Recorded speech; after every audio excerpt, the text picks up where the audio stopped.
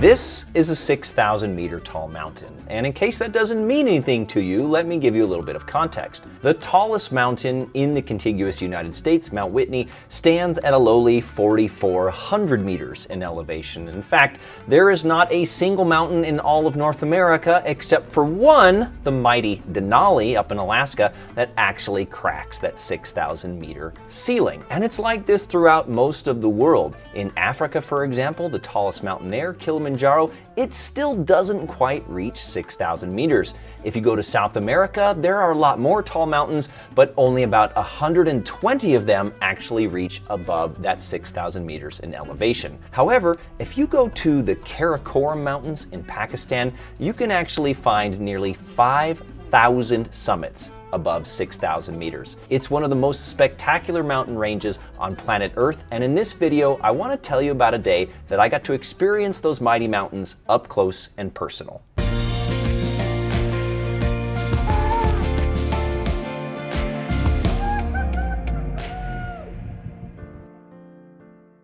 Greetings, my excellent friends, it's Joshua Cripps here, and welcome to the third and final video talking about the photography trip that I did in Pakistan in April of 2025. If you haven't seen parts 1 and 2 of those videos, go back and watch those first to catch you up to this spot. At this point in the trip, we were 2/3 of the way through our adventure. We had just come from a couple of long days of riding our motorcycles through the Karakoram Mountains of Pakistan, and we had 3 really long marathon days in front of us to get back to Islamabad for the end of the trip. So because of that, we actually had a rest day planned on the schedule. And as we sat around in the evening talking about what we should do to fill our day on that rest day, one of the guys I was riding with looked at his map and saw something kind of interesting. A little point of interest that said Masherbrum View. Masherbrum is a mighty mountain, one of the tallest in the entire world. And we thought, how cool would it be to be able to drive up there and see it? And even though our guides hadn't been up this particular valley before, we looked on the map and noticed it wasn't really that far away, and we decided, well, heck,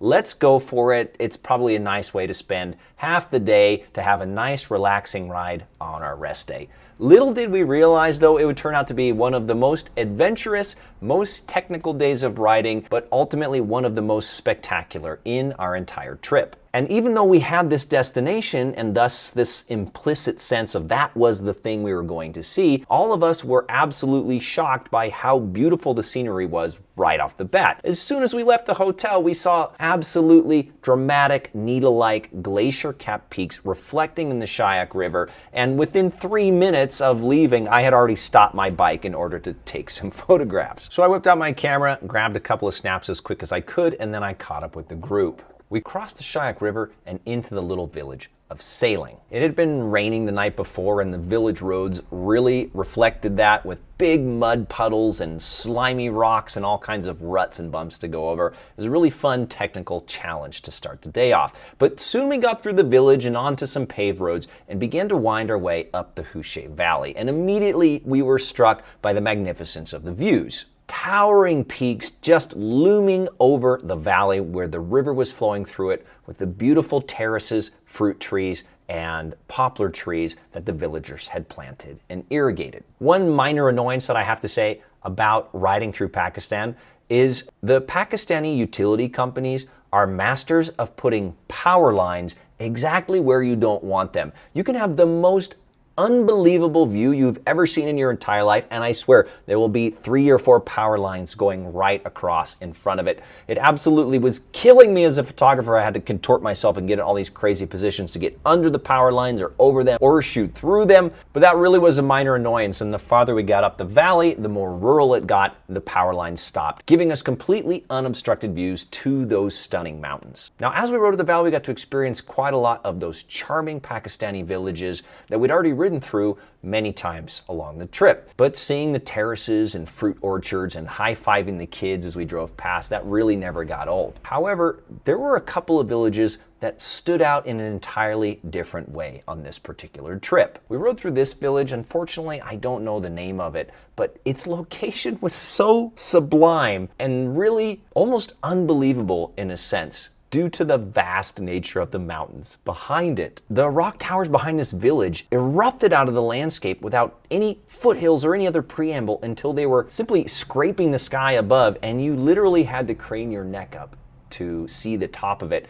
And I caught myself wondering, if I was a villager in this location, would I get tired of living in such a grandiose place? Would I ever get tired of looking up at those glaciers and those mountains? Or would I think it's just another normal day in my life? We wound our way up the highway and got closer and closer to the Hushe viewpoint. And soon enough, we whizzed past this little white sign on the side of the road that declared the spot, Hushe View. So we all screeched to a halt and took a look off into the distance, and we saw clouds, a bunch of clouds. The mountain was completely encased by gray weather, which meant that there really wasn't that much to see. However, we noticed that we weren't that far from the end of the road, so we decided to simply carry on up the valley because it was getting more spectacular all around us, just to see what we could see. As we drove up the valley, the road began to get rougher and rougher, and we encountered little creeks that we had to cross, very bouldery, rock skippy kind of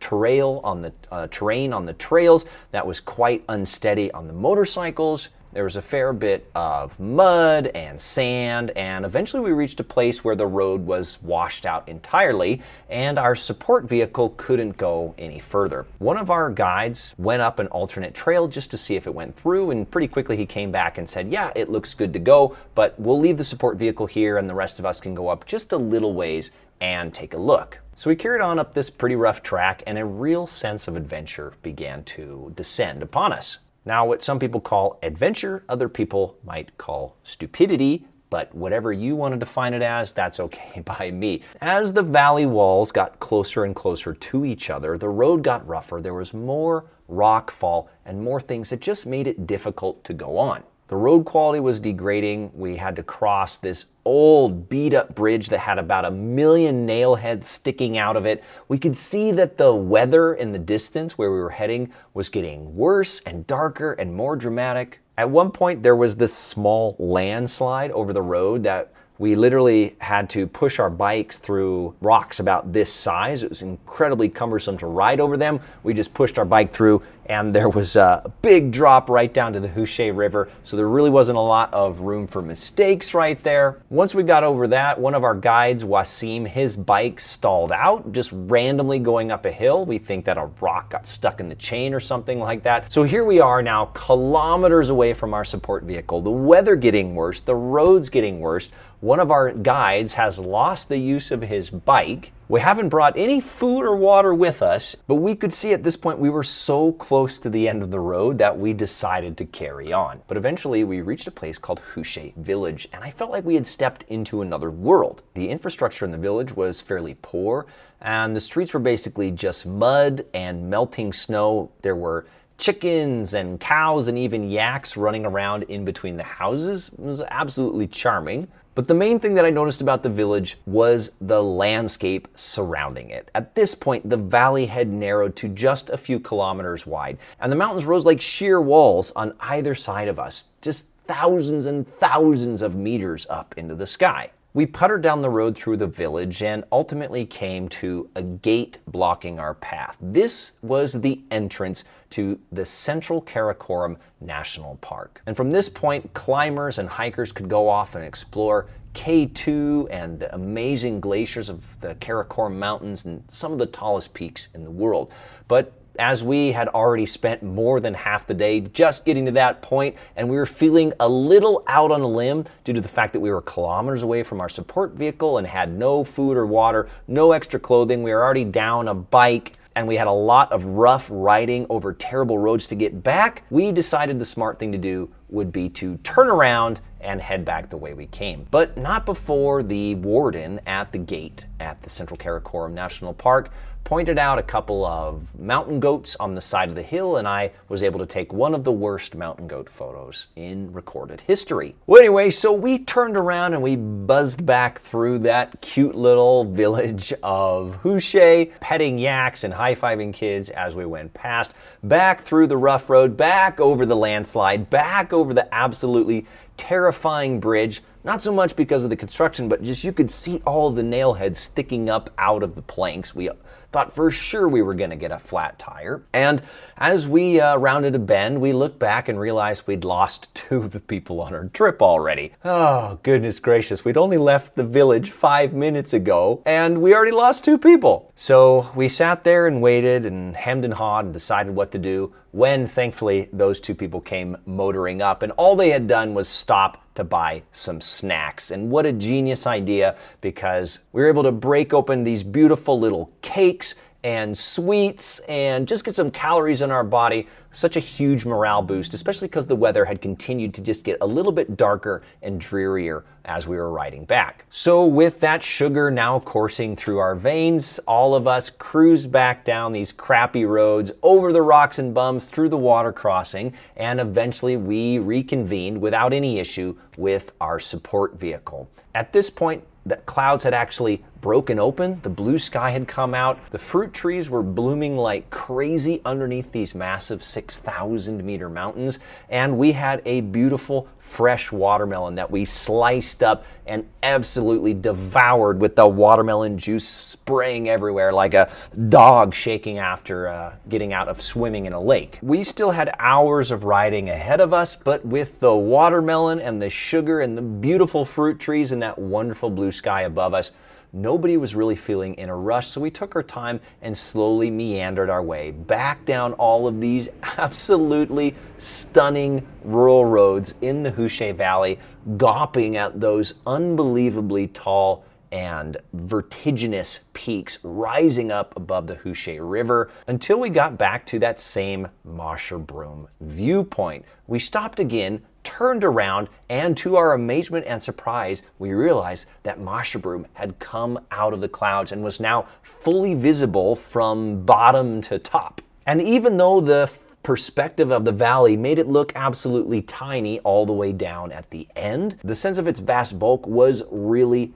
powerful. From where we were standing, it appeared to be more glacier than rock, and I can't imagine the expeditions, the challenge that they must face in trying to climb some behemoth like that. Shaking our heads in awe, we got back on our bikes and continued down out of the valley. We had one more notable stop before making it all the way back to Haplu, which was just the side of the road about halfway down the valley. We stopped for a quick pee and water break, and as I looked across the valley, I noticed that the late afternoon sun was glancing across these magnificent knife-like peaks that were swirling and dancing around with the atmosphere of the high clouds. So I got my camera out and photographed some of the most dramatic pinnacles I've ever seen in my life. And with that final breakdown, we got back on our bikes and rode the last few Ks back to Haplu. From there, we had 3 really hard, long, hot days of riding to get back to Islamabad, but that's a story for another time, so be sure to subscribe to catch all the videos when they drop. That's going to do it for this series on photographing Pakistan. I can say without a doubt it's one of the most magnificent and spectacular places in the world I have ever been, I have ever seen, and I have ever photographed. And personally, I cannot wait to go back. That's going to do it for me. Until next time, have fun and happy shooting.